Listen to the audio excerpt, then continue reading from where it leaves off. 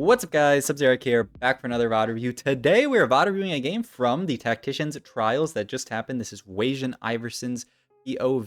He was in Group A, along with myself, along with Kai, along with a bunch of other people. You might be saying, oh, you played in the tournament? How did you do? And I would say I had an amazing time. It was really, really fun. Let's watch, some pro players and learn from them so we can see how, even maybe if you didn't place that well in the tournament, you could learn how to potentially place better from someone even like this. I'm sure many of you guys are in the tournament as well, and maybe some of you guys made it further than I did. Oh my god. In any case, I want to do a VOD review of Wasian because he did very well. He was one of the people who did well and streamed.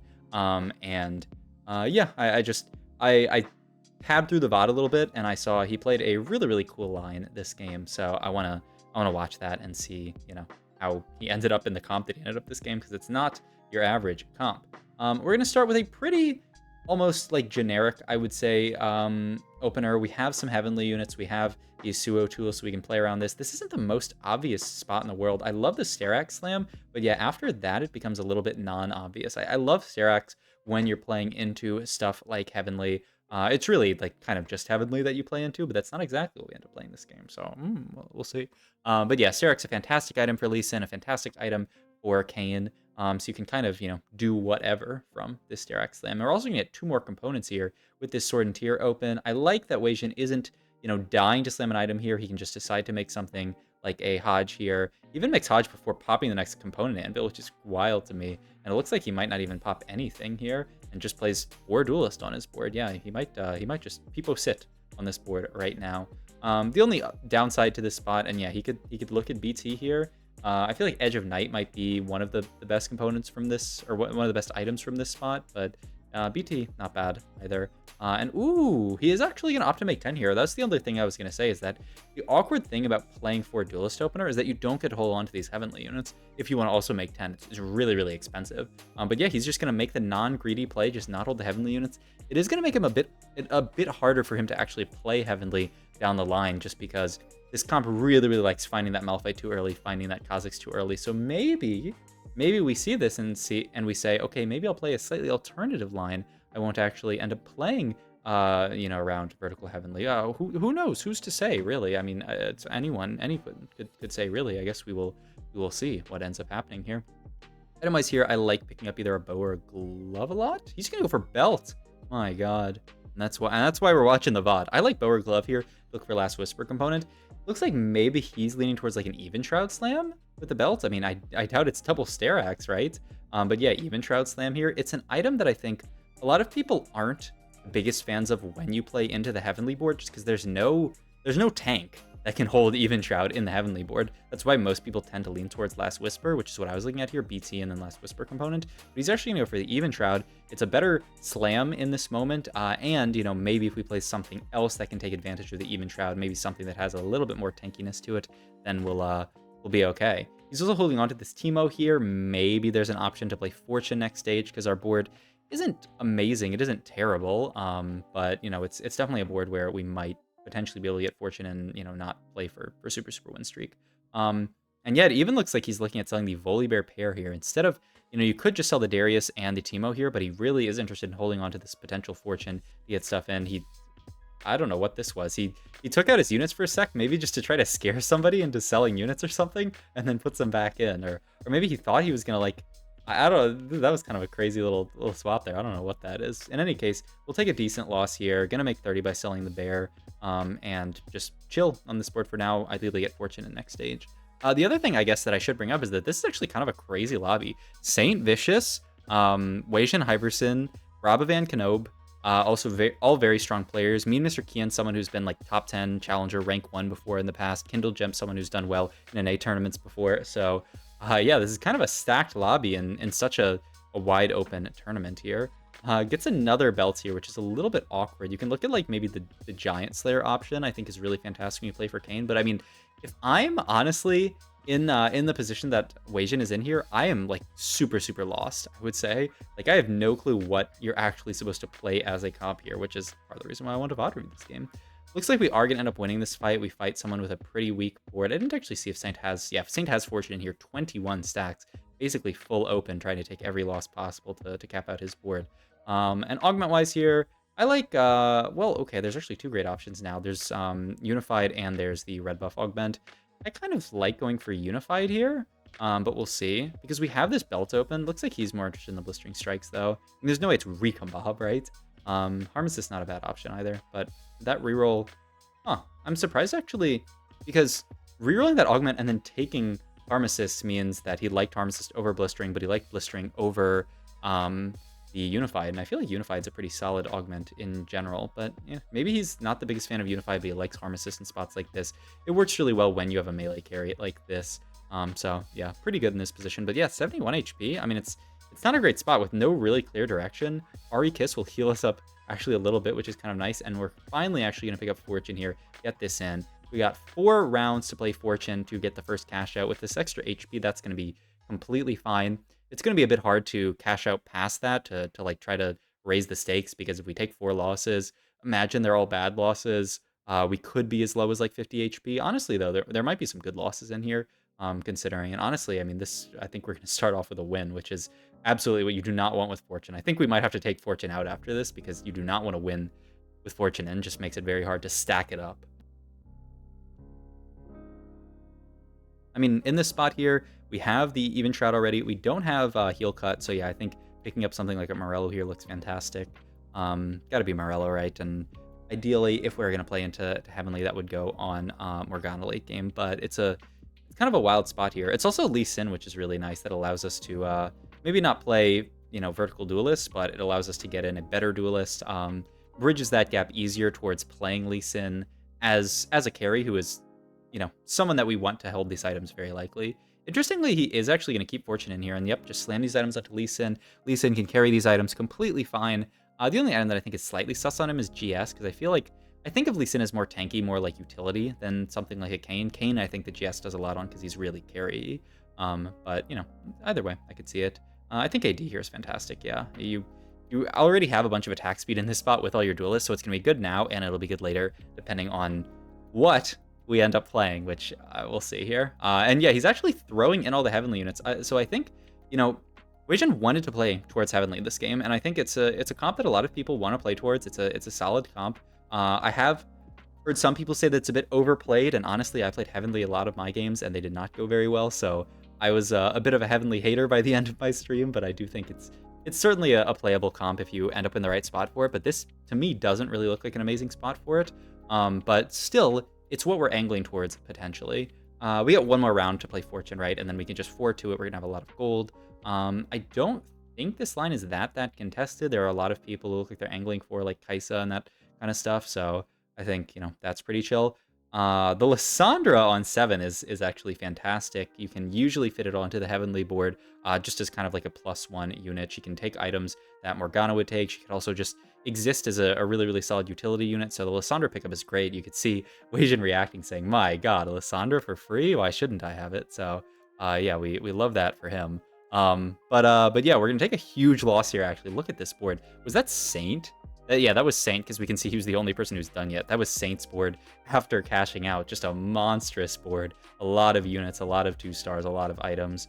And yeah, Augment here. We're going to go for support cash, actually. Pretty solid. And just go for Aegis, which is, once again, just a pretty solid item in general. We pick up a Zyra Khan on this roll down. Pick up the Soraka 2. We're picking up also this Diana unit as well. And yeah, here is basically the board that we end up on, which I feel like it's got pieces of a Heavenly board. It's basically the Heavenly board, except we've swapped out a lot of units for Dragon Lords. So instead of playing like a lot of the more traditional Heavenly units, because we've basically skipped them at that point, we're playing like vertical Dragon Lord almost. We only have 3 Heavenly in, and it's just the ones that kind of fit well onto the board. We have the Diana, or Diana's not a Heavenly unit, but we have the Kiana, who is obviously the duelist that we get in. We have the Nico, who's the Arcanist that we can get in, and then we have the Soraka because she's Ultrist. So yeah, like the board actually fits together really, really nicely, and yeah, he's basically looking at still potentially getting Heavenly units in, but the big thing that Wasian did on this roll down is he stabilized. He doesn't have to roll to 0 at this point. He has the Lee Sin 2, he has the Diana 2 as well, who's a solid tank. He has a few sprinkles of 5 costs here, and yeah, he got to actually a really, really solid board without hitting a single Kayn, which is, I think, really, really nice. Like, that's something that this board often struggles with is what happens when you don't hit the Kayn, because you know you can hit Lee Sin, but Kayn often is, you know, a lot of your damage. Just looking at tier here off Carousel on a 5 cost. What can tier be here? Just like Adaptive Helm or Redemption? I guess either one. I'm not actually sure what we're going for in this position, but yeah, I feel like a pretty non-standard board. Basically, just played the board with all of the +1s and none of the heavenly units, but it works so well. And yeah, now we can move the Even Shroud over to this Diana, allows him to make 30 gold. He brings Lysandra 1 Hex back so that she can get the mana from Adaptive Helm as opposed to the like more tanky stats, because you do not want that. And yeah, I mean, look at this. There's a fine vintage player who's playing around Heavenly, so it's gonna be hard to pick up a lot of these Heavenly units, but that's fine because we've hit our board, and at this point we can actually look at potentially going 9. It's a really nice spot to be in, and hitting that Lee Sin to enabled a lot. Playing around these units like the Lysandra, like the Rakan enabled that a lot. He finds a Malphite, but I don't even, like, where do you even put Malphite on this board? The only thing you could do is cut Nico, perhaps, but then you lose Arcanist, which is AP for your entire board. You like that. So yeah, I don't think we even play this Malphite here. We're really just looking at potentially pushing levels and playing a Heavenly board minus all the 1-cost Heavenlies, and then just getting like a Wukong in on 9, and then our board will be crazy good. So I think it's such a cool flex board. I feel like this is what the patch is all about, is, you know, playing around what you hit, playing around secondary carries, you know, stuff like the Lee Sin, stuff like the Lysandra, who's going to do a little bit of extra damage, stuff like the Rakan, who's going to do a little bit of damage, and just getting to whatever you can, and then pushing 9. It's so hard to do on these types of patches where, you know, there's so much flexibility. You can do whatever, you know, wherever your units and your mind takes you. But it makes for really cool TFT when stuff like this happens, where, you know, it was a very non-standard game, but we got to actually a really nice looking board, and now we're looking at pushing 9 here at even 5 too, very early. Item-wise here, he actually also didn't, that was not holding Morgana pair, right? So maybe he's thinking of cutting Morgana later? There was a Morgana in shop, I'm not crazy, right? We can either look at Lysandra items here. There's not a ton of amazing stuff, though. There could be like a Crown Guard for frontline. He's just gonna go Deathcap Guardbreaker. Guardbreaker, an item that I think is maligned by a lot of people. It's not an item that everybody loves, but I mean, it's a third item for Liss here. Now Liss is gonna farm us another full item, which is huge. So now we have a Titans is actually not amazing, right? I don't think we actually have anyone to hold it, but it can go on the Wukong when we level up potentially. And yep, he's all pre-leveled up. We're gonna level to 9 here and then roll for something to put on our board, I think, or we could just throw the Malphite. But yeah, he's not. He doesn't even want to make Morgana 2, I think, because he just wants to get this Morgana out as soon as he gets the Wukong in. He just wants Sage 2 in here, basically, and then he's going to play as many vertical Heavenlies as he can. Yeah, I actually like the 4 Dragonlord here over the random Malphite. The Malphite is nice. And then we can make Titans onto Wukong if we want. Looks like it's a no, though, on the Titans. He would prefer to greed this for potentially better items.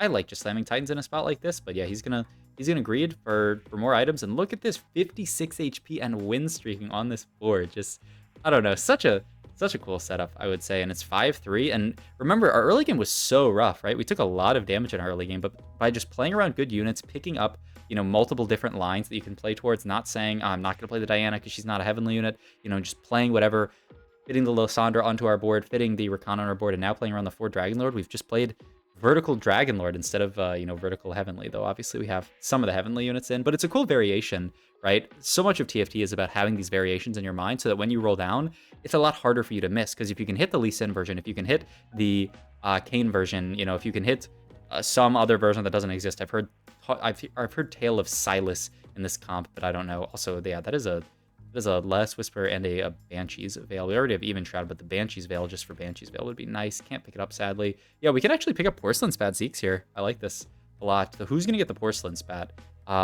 There's so many units that can hold it here, actually. I'm really curious. Wukong casts a lot, but he's not that relevant here. Diana's going to be pretty tanky with the damage reduction. Rakan is also going to cast pretty quickly, jump to backline. He's going to use the attack speed. I could see an argument for putting it on any of these units, basically. Any of Diana, Wukong, or Rakan. He's going to throw it on Rakan to get that Morello proc, and then, you know, like, get the next proc even faster with the extra attack speed. And the only person that we're losing to at this point is Saint Vicious, who, once again, has that crazy Fortune cash-out board, really strong. We see, you know, a Kayn board doing well, but, you know, we don't have to worry about the fact that there's someone with a Kayn 2 stealing all of our Kayns, basically, because we don't need Kayn. We're playing this Lee Sin version of the board. But yeah, I don't know. I think there are other versions of this board. There will probably, as the patch progresses, as people learn more and more, will be even more versions of this board that exist. But I mean, a really, really cool game from Wasian, just stabilizing really well on this Lee Sin and putting in just really, really like perfect units every chance he could get. He's going to end up making a Nashor's here actually onto the Rakan. So yeah, he doesn't want to build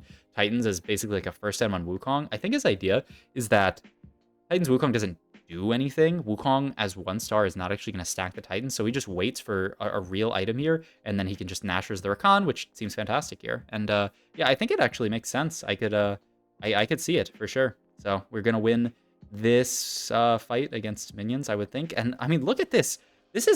We're going fast 10 here. We are 76 gold. It's stage 6. We're actually going 10. I cannot believe it, but this is a fast 10 from WasianIverson. I don't know what to say, but I mean it works. It certainly works here. Because our board is so strong, we're getting very close to toward the end of the game. A lot of people are gonna die. It's a pretty healthy lobby because of the Ari kiss actually. Gonna pick up another chain vest here. Bramble vest, pretty mediocre, but at this point you might have to think about making it because we're getting close to death. We're gonna level here, get the Malphite in for 5 heavenly, roll down, try to pick up a Lissandra 2. Oh, we have a million pairs here. And yeah, we are just gonna make the Bramble vest onto Diana. Not the best item, but not the worst.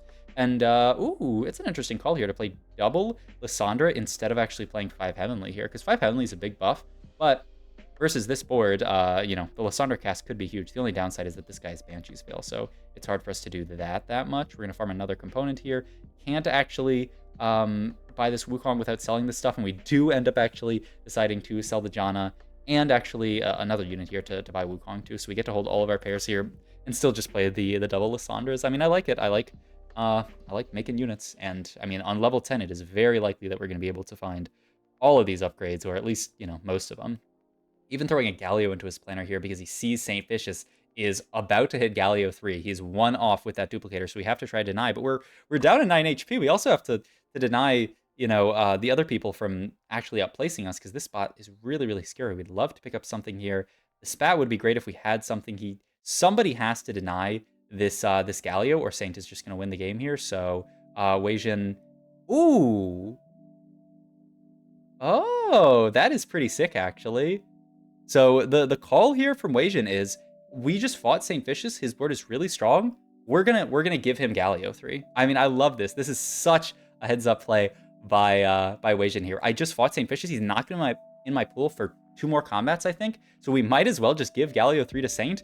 Everybody is so low. Just let him kill off the lobby. We're never outcapping Saint anyway this game, or it would be really hard, especially because he still has the opportunity to hit Galio 3. So just look at this. Like, Saint is, he's that Grim Reaper meme where he's just going to go down the line and beat everybody else for us here. So just let Saint kill everyone. We're fighting me, Mr. Kian here.